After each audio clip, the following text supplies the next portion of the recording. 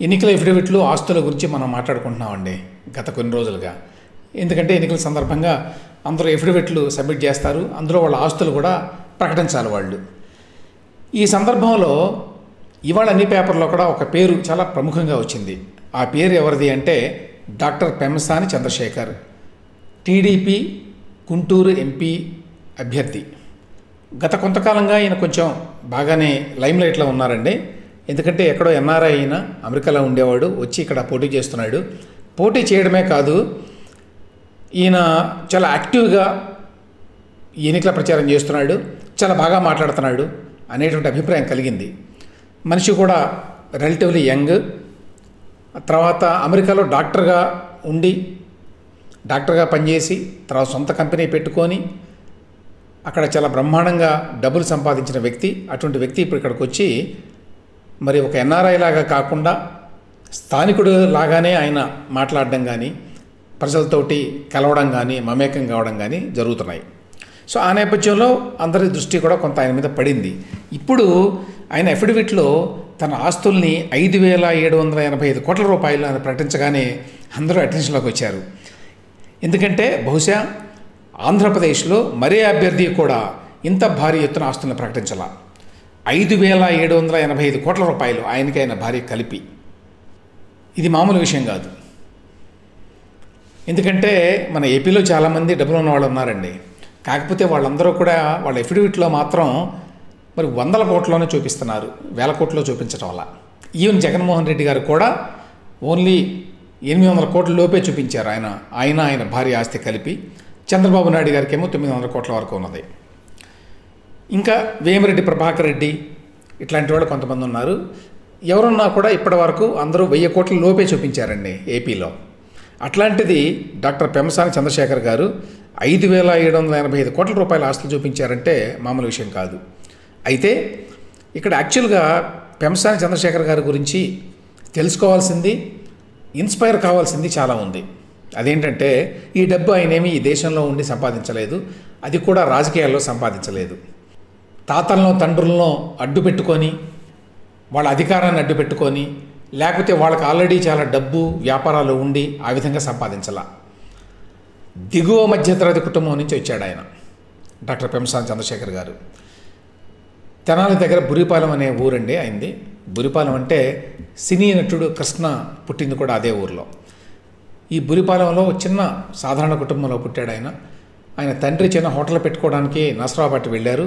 So ఆయనతో పాటు ఈయన కూడా అక్కడికి వెళ్ళి హై స్కూల్ చదువు అక్కడ చదివాడు నసరావుపేటలో. ఆ తర్వాత అక్కడి నుంచి ఎంసెట్లో మంచి ర్యాంకు సంపాదించుకుని అప్పట్లోనే ఉస్మానియా మెడికల్ కాలేజీలో ఎంబీబీఎస్ సీట్ సంపాదించాడు. ఎంబీబీఎస్ తర్వాత అమెరికా వెళ్ళాలని చెప్పి చాలా కష్టం మీద, ఎందుకంటే అప్పట్లో అయినా ఇప్పట్లో అయినా అమెరికా వెళ్ళాలంటే కొంత డబ్బు కావాలి. అందులోనూ డాక్టర్ చంద్రశేఖర్ కుటుంబం సాధారణ మధ్యతరగతి కుటుంబం కాబట్టి కొన్ని కష్టాల మధ్యన ఆయన అమెరికా వెళ్ళాడు. వెళ్ళి అక్కడ ఇంటర్నల్ మెడిసిన్లో రెసిడెన్సీ కార్యక్రమం అంటారు, రెసిడెన్సీ ప్రోగ్రామ్ అని ఉంటుంది అక్కడ. మనకి ఎండి అంటాం కదా, ఎండి చేయడానికి ముందు కొంత ప్రిపరేషను, అది 3 సంవత్సరాల పాటు ఉంటుంది ఆ చదువు. ఆ సందర్భంలోనే ఆయన తాను ప్రిపేర్ అయ్యేటప్పుడే అసలు వేరే వాళ్ళు ప్రిపేర్ కావడానికి సరైన మెటీరియల్ లేదు అని చెప్పి యుఎస్ఎంఎల్ఏ అనే ఎగ్జామినేషన్ ఉంటుంది ఎవరైనా కూడా అమెరికాలో రెసిడెన్సీ చేయాలంటే. సో యుఎస్ఎంఎల్ఏ ఎగ్జామినేషన్కి తాను ప్రిపేర్ అయినప్పుడు తాను పడిన కష్టాలు అన్నీ కూడా చూసి అతను తన సొంతంగా అసలు ఈ విధంగా ప్రిపేర్ అయితే బాగుంటుందని తయారు చేసుకున్నాడు. కొంత మెటీరియల్ తయారు చేసుకొని ఆ తర్వాత నెమ్మదిగా దీనిని అది ఇంటర్నెట్లో పెడితే పాపులర్ అవ్వడము, దానికి కొంత డబ్బు ఫీ పెడితే అందరూ కొనడము చేశారు. ఈలోగా ఆయన 3 సంవత్సరాలు రెసిడెన్సీ ప్రోగ్రామ్ చేసి ఎండి డిగ్రీ ఇంటర్నల్ మెడిసిన్లో సంపాదించాడు.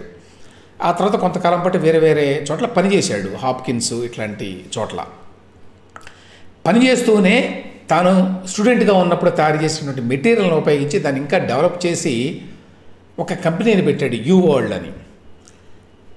ఆ యూ వరల్డ్ అనే కంపెనీ ఒరిజినల్గా యుఎస్ఎంఎల్ఏ వరల్డ్, తర్వాత యూ వరల్డ్ అని మార్చారు. ఆ యూ వరల్డ్ అనే కంపెనీని పెట్టి తన భార్యతో కలిసి దాన్ని ఇంకా డెవలప్ చేసి, దాంతోపాటు తన తమ్ముడు ఇంకా మరికొంతమంది మిత్రులు అందరితోటి ఒక ఆన్లైన్ ప్లాట్ఫామ్ తయారు చేసి బేసికలీ చేసింది ఏమిటంటే యుఎస్ఎంఎల్ఏ ఎగ్జామినేషన్ కోసం ఎలా ప్రిపేర్ కావాలి, టెస్ట్ ప్రెప్ అంటారు అమెరికాలో. రకరకాల టెస్టులు ఉంటాయి కదా, వాటి ప్రిపరేషన్ అన్నమాట. మన దేశంలో కూడా ఉంటాయి అట్లా, ఎంసెట్కి ప్రిపరేషన్ ఇట్లాంటివి. సో యూఎస్ఎంఎల్ఏకి ఏ విధంగా ప్రిపేర్ కావాలనే నోట్స్ అనమాట అంతా, ఆ ప్రాక్టీస్ మోడల్స్ అన్ని తయారు చేశాడు. తయారు చేసి ఆ కంపెనీ నెమ్మదిగా పెరిగిందండి. పెరిగి ఇవాళ ఒక పెద్ద ఆంట్రప్రెన్యూర్గా ఆయన ఉన్నాడు అమెరికాలో. ఆ తర్వాత దాన్ని ఆయన ఎక్స్టెండ్ చేశాడు, చాలా ఎక్స్టెండ్ చేసి ఇప్పుడు ఇంకా చాలా, అంటే మెడికల్ కోర్స్ ఒకటే కాకుండా నర్సింగ్, ఫార్మసీ, లా, అకౌంటింగ్, ఫైనాన్సు, వీటన్నిటికీ కూడా ఎగ్జామినేషన్ ప్రిపరేషన్ కోసం మెటీరియల్ని వాళ్ళు ఇస్తారన్నమాట, ఆ ప్రాక్టీస్ని ఇస్తారు. అక్కడ చాలా ఎగ్జామినేషన్స్ ఉంటాయి, మనకి ఎంసెట్ లాగా. ఎస్ఏటి చాలామంది తెలిసే ఉంటుంది, వినుంటారు. SAT, ACT, NCLEX, MCAT, CPA, CFA ఇట్లాంటివన్నీ కూడా. ఆ విధంగా ఆ కంపెనీని బాగా డెవలప్ చేశారు. అందులో చాలా బాగా డబ్బు సంపాదించారు. ఆ డబ్బుతోటి అమెరికాలో కూడా ఆస్తులు కొన్నారు, ఆ తర్వాత ఇండియాలో కూడా కొన్ని ఆస్తులు కొన్నారు. ఆ రకంగా ఆయన ఇవాళ మరి 5,700 కోట్ల రూపాయలకి అధిపతిగా ఉన్నాడు. ఉండి ఇవాళ గుంటూరులో ఎంపీగా పోటీ చేస్తున్నాడు. మనం ఇంతకాలం పాటు ఏంటంటే రాజకీయాల్లో ఉండి డబ్బులు సంపాదించిన వాళ్ళని, లేకపోతే భారతదేశంలో ఏదో వ్యాపారం చేసి సంపాదించిన వాళ్ళని చూసాము. భారతదేశంలో ఎక్కువగా ఏంటంటే చాలా వరకు వ్యాపారాలు ఏదైనా చేసినా కూడా దానికి రాజకీయ అన్నం ఉండాలి. రాజకీయ అన్నం ఉంటే బాగా సంపాదిస్తారు, లేకపోతే కష్టం. ఇటువంటి వాటితో నిమిత్తం లేకుండా కూడా సంపాదించవచ్చు డబ్బు అని ప్రూవ్ చేశాడు. అందుకని ఈ మధ్య ఆయన ఎక్కడో ఒక మీటింగ్లో మాట్లాడుతూ, నా డబ్బుకి చాలా పవర్ ఉంది అన్నాడు, జగన్మోహన్ రెడ్డి గారి డబ్బు కంటే. ఎందుకంటే జగన్మోహన్ రెడ్డి గారి డబ్బు అంతా కూడా వాళ్ళ నాన్నగారిని అడ్డం పెట్టుకొని, ఆ తర్వాత తన అధికారాన్ని అడ్డం పెట్టుకొని సంపాదించినవి. వేరేజ్ డాక్టర్ పెంసాని చంద్రశేఖర్ అనే ఆయన పూర్తిగా స్వశక్తి మీద, తన సొంత తెలివితేటలతోటి, తన కష్టంతో ఈ డబ్బు సంపాదించాడు. సో అటువంటి వాళ్ళు రాజకీయాలకు రావడం నిజానికి మంచిది. ఎందుకంటే అక్రమంగా, అడ్డగోలుగా, షార్ట్ కట్స్ ద్వారా డబ్బులు సంపాదించాలి అనే ఆలోచన ఉన్నది ఒకటి, కష్టపడి పైకి ఎలా రావాలి అనేటువంటి అనుభవం ఉంది కాబట్టి మిగతా వాళ్ళని కూడా పైకి ఎలా తీసుకురావాలి అనేటువంటి ఆ నాలెడ్జ్ కూడా వాళ్ళకు ఉంటుంది. రెండవది, రాజకీయాలకు వచ్చి డబ్బులు సంపాదించాల్సిన అవసరం లేదు.